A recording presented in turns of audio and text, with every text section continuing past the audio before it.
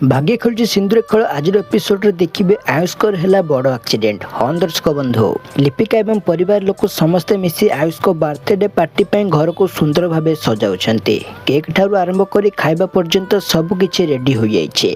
लिपिका मध्य आयुष को सरप्राइज देबा पई बहुत खुशी अपेक्षा करिथाए, किंतु सेपटे आयुष कार रे घर को फेरुथिबा बेले हठात रास्ता रे एक घटना को नहीं से रागी जाती। से बहुत द्रुत गति रे कार चलाइबा लगती। लिपिका तांको बारंबार कॉल करुथाए किंतु आयुष फोन रिसीव करि पारंती नाही। तेणु हठात घटी जाए भयंकर दुर्घटना। आयुष को कार रे एक्सीडेंट हो जाए एवं से बेहोश हो जाउछंती। एपटे घरे आयुष को अपेक्षा करथुवे लिपिका पाखकु आसे भयंकर खबर सुनी लिपिका संपूर्ण भांगी पड़ती। परिवार लोक मध्य चिंतारे पड़ जाती एवं आयुष को खोजबा पई बाहर को जाती। हेरी खोजा खोजी करी राती हो जाए किंतु आयुष को कौनसी खबर मिले नाही। लिपिका हारी जाई भगवान को पाखकु जाती, हाथ जोड़ी कहती, हे प्रभु जगन्नाथ, आयुष को आम पाखकु सुरक्षित भावे फेराई दियंतु।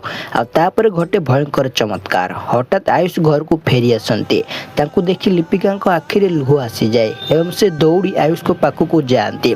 आयुष को सुरक्षित देखि परिवार लोक मध्य समस्ते खुशी हो जाती। तेबे दर्शक बंधु, आपन कोन लागुची लिपिका को एई भलो पाइबा आयुष को मन कोन बदलाई देबो कि? आपन को मत कोन कमेंट माध्यम रे जणांतो। आ एई बली दमदार एपिसोड अपडेट पाइबा पई गोटे लाइक और चैनल टी को सब्सक्राइब कर दियंतो।